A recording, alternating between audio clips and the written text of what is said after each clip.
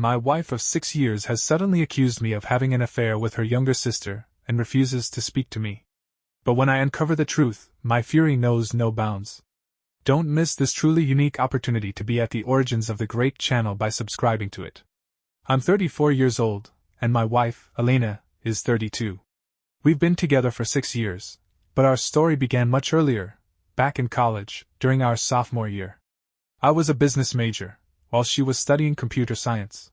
We first crossed paths in an environmental sustainability class, where we ended up as project partners. Right from the start, I was drawn to her sharp mind and quick wit. Elena had this remarkable ability to simplify even the most complex problems, making everything seem effortlessly clear. Our first date was at a cozy little coffee shop near campus.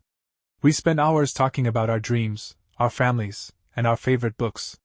I remember how natural our conversation felt, how time seemed to disappear when we were together. It wasn't long before we officially started dating. Throughout college, we pushed each other towards success. Elena helped me improve in math-heavy subjects, while I encouraged her to step out of her shell and expand her social circle. We complemented each other perfectly. Of course, we had our share of disagreements, but we always worked through them. After graduation, we both found jobs in the same city. I joined a marketing firm, while Elena secured a position at a tech startup. At first, we lived separately, wanting to focus on our careers before taking the next step. Those 2 years of dating after college only strengthened our bond. Together, we tackled the challenges of adulthood, learning to manage finances, deal with workplace drama, and support each other through it all. When our 4-year anniversary arrived, I planned an elaborate proposal.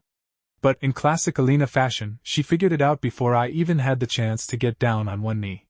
She said yes before I could finish my speech. Our wedding was a small, intimate celebration, surrounded by close friends and family. Elena's younger sister, Evelyn, who was 28 at the time, was her maid of honor. The first few years of our marriage were pure bliss. We bought a cozy little house, adopted a cat named Pixel, and settled into a comfortable rhythm. Elena's career skyrocketed. She was moving up the corporate ladder fast. I was progressing too, though not at quite the same speed. I admired her drive and ambition more than anything. About a week ago, Evelyn relocated to our city for a new job. Since she hadn't found an apartment yet, we offered to let her stay with us for a while. Her mother, Sylvia, came along to help her settle in. I was genuinely happy about Evelyn's stay. She and I had always gotten along well. We shared the same sense of humor and a love for board games. At first, everything seemed fine. Elena even took a few days off work to help Evelyn adjust and start her apartment hunt. But as time went on, Elena grew increasingly distant, buried in work. Elena had a major project coming up at work, and with her team being understaffed, she had to put in extra hours, often working late into the night. With her constantly busy, I naturally took over helping Evelyn. I assisted her in searching for apartments online, visiting potential places, and weighing the pros and cons of different neighborhoods. I also gave her a proper tour of the city, pointing out great restaurants, grocery stores, and other useful spots. Evelyn was genuinely appreciative, often telling me how much easier I was making her transition. One evening, about a week into Evelyn's stay, Elena came home late to find the two of us laughing over a game of Scrabble. Something about her demeanor seemed off, but when I asked if she was okay, she simply said she was tired and went straight to bed. I didn't think much of it at the time. As the days passed, I started noticing a shift in Elena's behavior. She became distant and withdrawn, barely leaving her workroom even when she was home. Our conversations grew shorter, more perfunctory. I made an effort to engage with her, asking about her day and inviting her to join us for dinner, but she usually declined, citing work obligations. After 2 weeks, Evelyn found an apartment nearby and moved out. However, she still visited frequently, often in the evenings or on weekends. She'd come over for dinner or just to hang out, which I considered completely normal for close family. Sometimes, if Elena was working late, Evelyn and I would watch a movie or play board games to pass the time. About a month after Evelyn had settled into her new place, I suggested we all go out for dinner to celebrate her new job and apartment. Elena agreed, but I could tell she wasn't enthusiastic about it. At the restaurant, the atmosphere was tense. The conversation felt forced, unnatural. Evelyn did her best to include Elena, asking about her work and sharing amusing stories from her own job, but Elena's responses were clipped and indifferent. I tried to lighten the mood, but nothing seemed to help. Eventually, Alina claimed she had a headache, and we left early. The next day, I decided it was time to talk to her. I walked into her workroom while she was on the phone. The moment she saw me, she ended the call abruptly and turned to ask what I wanted. I told her I'd noticed how distant she'd been lately and asked if something was wrong. To my shock, she exploded. She accused me of having an affair with Evelyn. I was blindsided. I immediately denied it, telling her I had never seen Evelyn as anything other than a sister, that there was absolutely nothing inappropriate happening. I tried to explain that I was just trying to be helpful, to make her family feel welcome, but Alina refused to listen. She pointed out how much time I had spent with Evelyn, how often she visited, how I seemed to be in better spirits around her than around my own wife. She brought up everything, the Scrabble game, the dinners, the movie nights. Even moments I hadn't given a second thought suddenly became pieces of evidence in her mind. She even brought up moments I hadn't given a second thought, like the time Evelyn and I went grocery shopping together or when I helped her assemble furniture in her new apartment. I was stunned. It hadn't even crossed my mind that my actions could be misinterpreted this way. I tried to reassure Alina, telling her that my feelings for her hadn't changed, that everything I had done was simply out of kindness and a sense of responsibility, as her brother-in-law. I reminded her of our history, our love, the life we had built together. But Alina was too upset to hear me. After that argument, things between us grew even colder. We started sleeping in separate rooms, and the tension in the house became unbearable. I felt completely lost, unable to understand how everything had spiraled out of control so quickly. I decided to give Alina space while making it clear that I was there whenever she was ready to talk. A few days later, I overheard her on the phone with her mother. That's when everything started to make sense. From their conversation, I realized that Sylvia had been the one planting these ideas in Alina's head. Apparently, during her visit, she had observed how much time Evelyn and I spent together, and had jumped to her own conclusions. Instead of keeping her suspicions to herself, she had fed them to Alina, warning her to be cautious. I was furious. I felt like my mother-in-law had crossed a serious line, stirring up unnecessary drama in my marriage. But by the time I figured this out, she had already gone back home to another state. I tried once again to reason with Alina, explaining what I had overheard and reassuring her that her mother's suspicions were completely unfounded. But she was still too upset to listen. She told me she needed time to think and process everything. In an effort to prove my innocence, I offered her full transparency. I showed her my phone, my emails, anything she wanted to see. I even suggested she speak directly to Evelyn to clear up any misunderstandings. But Alina refused. She said she couldn't trust either of us anymore. From that moment, I pulled back from Evelyn, reducing our contact to only the most necessary messages regarding family matters. She could sense that something was wrong, though I hadn't told her the details, not wanting to drag her into this mess. She had texted me a few times, asking if everything was okay, but I kept my responses short and vague. Now, I feel completely stuck. I know in my heart that I've done nothing wrong, yet my marriage is falling apart. All I ever wanted was to be helpful and welcoming to my sister-in-law, and now I'm being accused of infidelity. I love Alina deeply and have never once even considered being unfaithful to her, especially not with her own sister. It hurts that she could believe I'd betray her like this. What's even more painful is that she seems to trust her mother's assumptions more than she trusts me, despite everything we've been through together over the past 6 years. At the same time, I'm trying to see things from her perspective, to understand how my actions might have looked to her. I've suggested couples counseling, hoping we can work through this together. But so far, Alina hasn't given me an answer. I'm willing to do whatever it takes to save our marriage, but at the same time, I can't shake the feeling that I shouldn't have to apologize for simply being kind to family. Looking back, I wonder if I should have been more aware of how my actions might be perceived. Should I have involved Alina more in helping Evelyn settle in? Was I naive to think that spending time with my sister-in-law was completely harmless? I've started second-guessing every interaction I had with Evelyn. Was I too friendly? Did I unknowingly cross a line? But then I remind myself of the truth. I never had any romantic feelings for Evelyn. She's family, and I treated her as such. The hardest part of all this is seeing the impact it's had on Alina. The strong, confident woman I married now seems uncertain and vulnerable. It breaks my heart to know that, even though my intentions were pure, my actions have caused her pain. I want to fix this, but I don't know how when she won't even talk to me. I've considered confronting Sylvia about the roles she played in all of this, but I worry that it would only make things worse. The last thing I want is to create more division in the family. For now, I'm trying to respect Alina's request for space while still showing her that I'm committed to our marriage. I leave her small notes, reminding her that I love her and that I'm here whenever she's ready to talk. I've taken on all the household chores to ease her stress in any way I can. But as days turn into weeks, my hope is beginning to fade. Will Alina ever trust me again? Can our marriage survive this? I love her more than anything, and the thought of losing her over a misunderstanding is tearing me apart. So, Reddit, should I have been more aware of how my actions might be perceived? Should I have made sure Alina was more involved in helping Evelyn?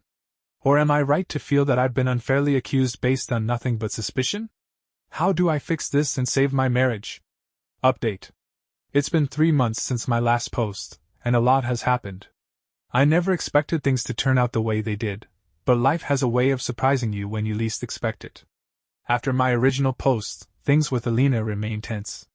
We still lived under the same roof, but we barely spoke to each other. I continued sleeping in the guest room, and our interactions were reduced to the bare minimum, discussing household matters and nothing more. I tried multiple times to start a conversation, to address what was happening between us, but every time, Alina shut me down. She always said she wasn't ready to talk. Then, about a month ago, I ran into Linda, one of Alina's closest friends and a colleague of hers, at a local coffee shop. Linda and I had always gotten along well, and she was already aware of the problems Alina and I were facing. She asked how things were going, and I gave her a brief update, venting my frustration about Alina's complete unwillingness to communicate. Linda hesitated, shifting uncomfortably, before finally asking if we could sit down. I could tell something was weighing on her. After a long pause, she dropped a bombshell that shattered my world. Linda revealed that Alina had been having an affair with her senior manager, David, for over a year. I felt like the ground had been ripped out from under me. She explained that she had known about it for a while but had been sworn to secrecy by Alina. However, she couldn't keep it to herself any longer, especially after seeing how much I was suffering under Alina's false accusations. According to Linda, Alina had been looking for a way out of our marriage for months. She had grown attached to David and wanted to be with him, but she didn't want to be the one to initiate the breakup. When Evelyn came to stay with us, Alina saw her opportunity. She deliberately pulled away, hoping I would grow closer to Evelyn, giving her the perfect excuse to accuse me of cheating. That way, she could paint herself as the victim while justifying her decision to leave. I couldn't believe what I was hearing. The woman I had loved and trusted for years hadn't just betrayed me, she had actively tried to manipulate me into taking the blame for our failing marriage. The mix of emotions was overwhelming: anger, betrayal, devastation. But Linda wasn't done. She revealed that Alina and David had already been planning their future together. They were waiting for Alina to finalize our divorce before making their relationship public. David, too, was in the process of divorcing his wife. I thanked Linda for her honesty and left the coffee shop in a daze. For the next few days, I struggled to process everything. I replayed our entire relationship in my head, searching for the signs I had missed. Had I really been so blind? Or had Alina just been that good at hiding her affair? Eventually, I knew what I had to do. I decided to confront Alina. That evening I waited for her to come home from work and asked her to sit down. Keeping my voice steady, I told her everything I had learned from Linda. I watched as the color drained from her face, her expression shifting from shock to guilt, then to anger. At first, she tried to deny it, calling Linda a liar. But as I calmly laid out the details, things only someone close to her could have known, her facade cracked. And then, finally, she broke down. Alina admitted to the affair. She confessed that, over time, she had fallen out of love with me and grown closer to David. She claimed she had felt guilty about it but couldn't bring herself to end things. And worst of all, she admitted that when Evelyn came to stay, she had deliberately created distance between us, hoping to engineer a situation that would let her leave without being the one to pull the trigger. I asked her why she hadn't just been honest, why she hadn't told me she wanted a divorce instead of orchestrating this whole mess. Her answer? She was afraid. Afraid of being seen as the bad guy. Afraid of disappointing her family and friends. She thought it would be easier if I was the one at fault. Hearing that was like another punch to the gut. I was hurt. Angry. Disappointed. I told Alina, point blank, that her actions were cowardly and selfish. Yes, like any marriage, ours had its ups and downs, but I had always been faithful. Always been honest. I deserved better than to be manipulated and falsely accused. At that, Alina broke down in tears. She sobbed, apologizing over and over, saying she had made a terrible mistake. She even suggested couples counseling, desperate to fix what she had broken. But for me, it was too late. Trust, once shattered, is almost impossible to rebuild. And what she had done wasn't just a mistake, it was a calculated betrayal. I told her I needed time to think and left the house, staying with a friend for a few days. During that time, I did a lot of soul-searching. Could I ever forgive her? Maybe. But could I ever trust her again? No. The lies, the manipulation, the months of deception, it was too much to overcome. When I returned home, I told Alina my decision. I wanted a divorce. She didn't fight it. She just nodded, as if she had already accepted this outcome. We agreed to keep things as amicable as possible and started the legal process. The next few weeks were a blur. I reached out to a divorce lawyer and began the paperwork. I also contacted Evelyn, finally explaining everything. She was stunned. Furious on my behalf. She kept apologizing for unknowingly being used in Alina's plan, but I reassured her, none of this was her fault. She was family, and that hadn't changed. As word of our divorce spread, I was shocked by the reactions. It turned out that many of our friends and family had suspected something was going on with Alina but had kept quiet. Some admitted they regretted not speaking up sooner. But the biggest surprise? Alina's parents. They called me personally to apologize. They had once believed their daughter's accusations, but now, knowing the truth, they were deeply disappointed in her. It was a hard conversation, but I appreciated their honesty and support. And then, just when I thought I had uncovered everything, I found more. Alina had been siphoning money from our joint account for months, secretly moving it into a private account. She had also been making large purchases behind my back. It was the final nail in the coffin. If I had ever doubted my decision, those discoveries erased any hesitation. Strangely, in the middle of all this, I found an unexpected source of support, Linda. She felt guilty for keeping Alina's secret for so long, and wanted to make amends. What started as occasional conversations turned into something more. We found ourselves spending more and more time together. At first, Linda and I mostly talked about Alina and everything that had happened. But over time, our conversations expanded beyond that. I found myself looking forward to our chats, appreciating Linda's honesty and kindness. She was a breath of fresh air in a time when my world felt suffocating. Then, just when I thought I had seen every possible twist in this mess, another one came. David's wife found out about his affair with Alina. But unlike me, she wasn't ready to walk away so easily. She confronted him, and in a surprising turn, offered to work on their marriage. Faced with the possibility of losing his family, David crumbled. He broke things off with Alina. Alina was devastated. She came to me, in tears, begging for another chance. She said she had made a huge mistake, that she finally saw the truth. What she had with David wasn't real love. It had all been a fantasy, and now she wanted to fix things between us. She wanted to stop the divorce. But for me, it was too late. I had already spent months grieving the loss of our marriage. I had already worked through the betrayal, the lies, the manipulation.